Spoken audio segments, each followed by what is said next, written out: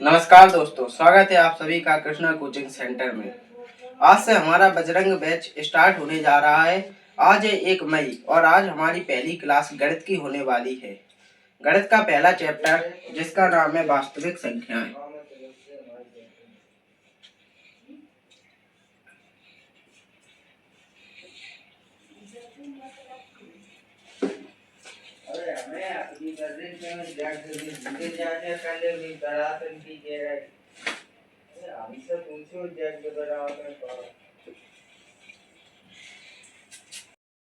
Chapter का नाम है वास्तविक संख्याएं।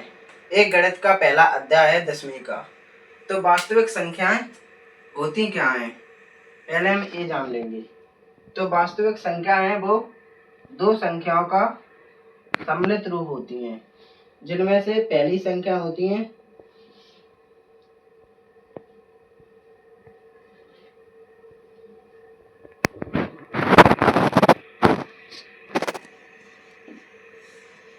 परिमेय संख्या और दूसरी होती है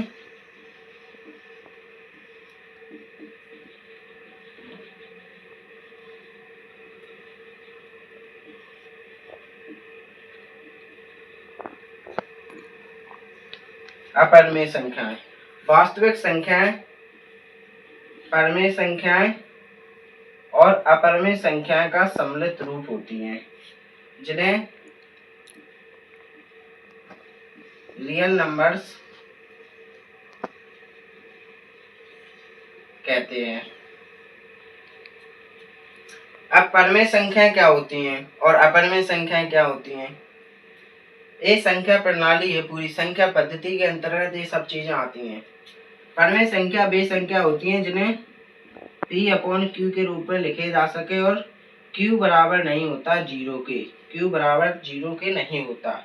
और अपरिमेय संख्या वे संख्या होती हैं जिन्हें P/Q के रूप में नहीं लिखा जा सके, P/Q के रूप में नहीं लिखा जा सके, वे अपरिमेय संख्या होती हैं। अब हम बात करते हैं परिमेय संख्या की। परिमेय संख्या वह संख्या जिन्हें P/Q के रूप में लिखा जा सके और दोनों पूर्णांकों और Q, P/Q, P को अंश कहते हैं और Q को हर कहते हैं। अंश बटा हर, अंश अपॉन हर। अंश बराबर जीरो के हो सकता है, लेकिन हर कभी जीरो नहीं होता। अगर ऐसी स्थिति कभी भी आए तो वह अपरिभाषित हो जाती है।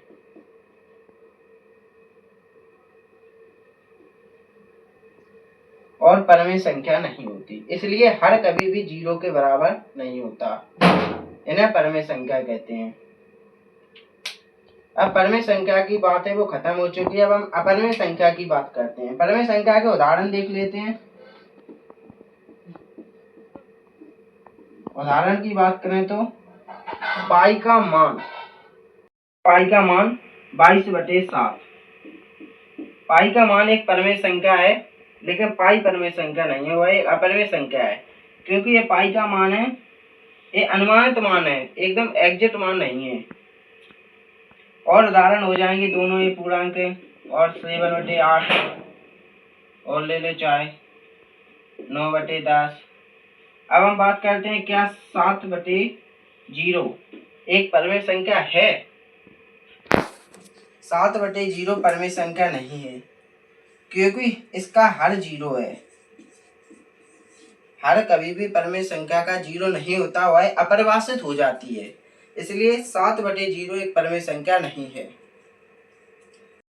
अब हम बात करते हैं अपरिमेय संख्याओं की। तो अपरिमेय संख्या क्या होती हैं? तो अपरिमेय संख्या वह संख्या होती है जिसे अंश बटे हर के रूप में नहीं लिखा जा सकता, अपरिमेय संख्या होती है। उदाहरण के लिए पाई, पाई एक अपरिमेय संख्या है। क्यों?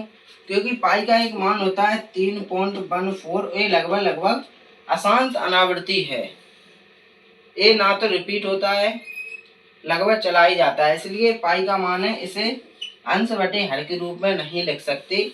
इसलिए एक पाई है जो अपरिमेय संख्या है। पाई अपरिमेय संख्या है और पाई का ए मान अपरिमेय संख्या है और 22/7 वाला मान परिमेय संख्या के अंतर्गत आता है।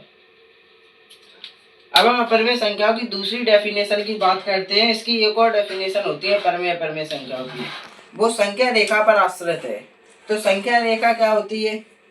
तो संख्या रेखा जिसमें बीच में 0 होता है और इस साइड माइनस वाली संख्या होती हैं, जैसे -1, -2, -3, -4, ऐसे ऐसे चलती हुई अनंत तक जाती हैं ये संख्याएं। और इस साइड धनात्मक संख्या होती हैं, +1, 2, 3, 4, 5 और ये भी अनंत तक जाती हैं। तो अपरिमेय संख्या और परिमेय संख्या की एक डेफिनेशन संख्या रेखा पर आश्रित होती है। कैसे? कि परिमेय संख्या होती है उन्हें संख्या रेखा पर दर्शाया जा सकता है और अपरिमेय संख्या होती है उन्हें संख्या रेखा पर नहीं दर्शाया जा सकता। उदाहरण के लिए √4। √4 क्या है? एक परिमेय संख्या है। क्यों? क्योंकि √4 का वर्गमूल होगा वो 2 होगा और 2 एक परिमेय संख्या है क्योंकि 2 के बटे में अपन 1 लिख सकते हैं, p/q के रूप में लिख सकती है और 2 को संख्या रेखा पर दर्शा सकते हैं, ये है 2। अब बात करते हैं अपरिमेय संख्या को संख्या रेखा पर नहीं दर्शाया जा सकता। उदाहरण जैसे √2। √2 एक अपरिमेय संख्या है क्योंकि इसका मान है वो 1.41 ऐसे ऐसे ना रिपीट होता है और अशांत अनावृत्ति तक जाता है। इसे हम संख्या रेखा पर नहीं दर्शा सकते, इसलिए यह अपरिमेय संख्या है।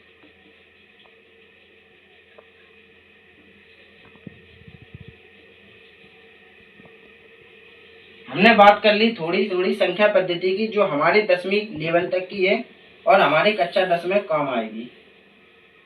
अब हम अपने कक्षा 10 की और दूसरे कॉन्सेप्ट पर जाते हैं, एचसीएफ और एलसीएम। बात करते हैं एचसीएफ और एलसीएम की। एचसीएफ का फुल फॉर्म हाईएस्ट कॉमन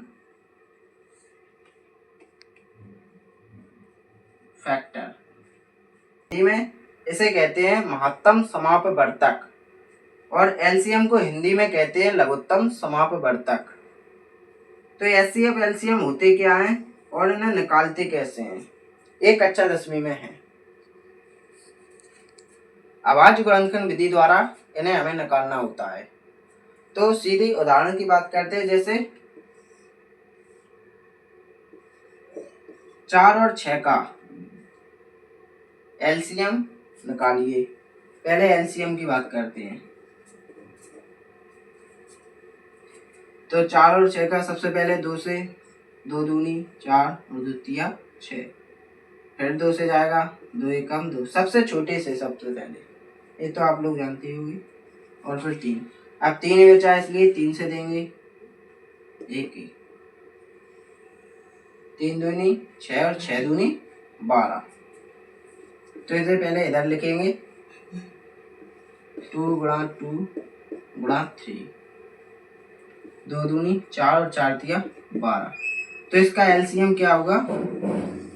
इसका एलसीएम होगा 12।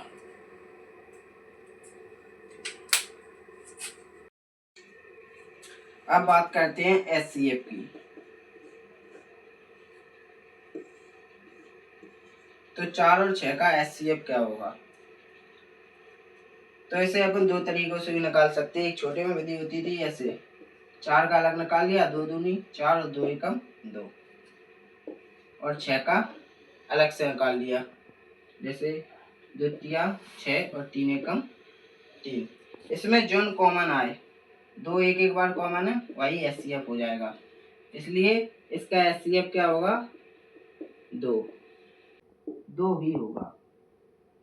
ऐसे और भी उदाहरण है एचसीएफ एलसीएम की जो प्रश्नावली में हमको बेहतरीन तरीके से आ जाएंगे। उदाहरण सहित प्रश्नावली समाप्त करेंगे हम।